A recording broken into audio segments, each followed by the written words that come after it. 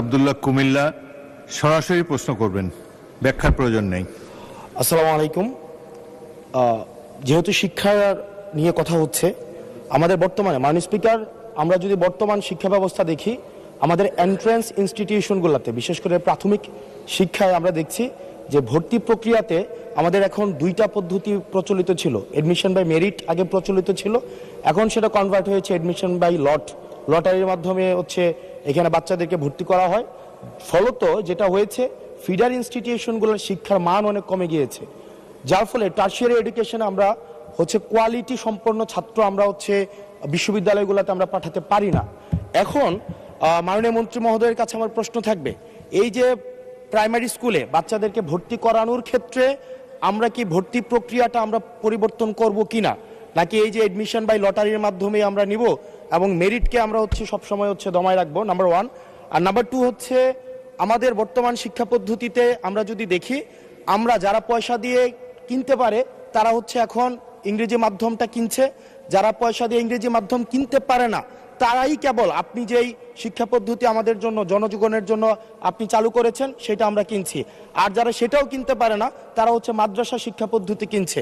আপনার কাছে প্রশ্ন যে আমাদের বর্তমানে একটা দেশে এই তিনটা শিক্ষা পদ্ধতি যেটা অর্থনৈতিক অবস্থার উপরে নির্ভর করে চলে, এই তিনটা শিক্ষা পদ্ধতি জিয়ে রেখে আপনার কি মনে হয় যে আপনি একটা ইনক্লুসিভ শিক্ষা পদ্ধতি নিয়ে আমাদের দেশটাকে আগায় নিতে পারবেন? ধন্যবাদ। ধন্যবাদ মাননীয় স্পিকার, ধন্যবাদ মাননীয় সংসদ সদস্যকে। যদিও তিনি ব্যাপকভাবে প্রশ্ন করেছেন, আমরা আশা করি এই মহান সংসদে এই বিষয়গুলি আলোচনা হওয়ার প্রয়োজন রয়েছে এবং তিনি করছেন। মূলত আমাদের দেশের শিক্ষা ব্যবস্থার জন্য রুরাল অ্যান্ড আরবান এই দুইটি সেকশন রয়েছে। এখন গ্রামীণ জনপদে যে প্রতিষ্ঠানগুলো রয়েছে সেখানে প্রি প্রাইমারি স্কুল রয়েছে এবং ছাত্র সংখ্যা এতটা কম্পিটিটিভ নয়, সে কারণে সেখানে ভর্তি সমস্যা তেমন একটা হচ্ছে না। ঢাকা শহরগুলোতে আমাদের এই প্রাথমিক স্তরে ভর্তির একটি সমস্যা রয়েছে। এই জটিলতা নিরসনের জন্য বিগত সরকার লটারি সিস্টেম করেছিল, যেটা আদৌ আমার মনে হয় না যুক্তিসঙ্গত।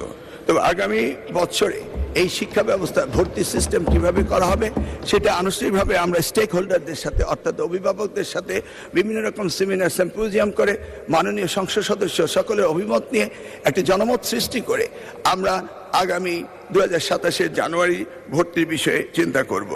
তিনি আরেকটি বিষয় উপস্থাপন করেছেন, আমাদের 3 ডাইমেনশনাল যে শিক্ষা ব্যবস্থা রয়েছে সেটাকে সমন্বিত করা।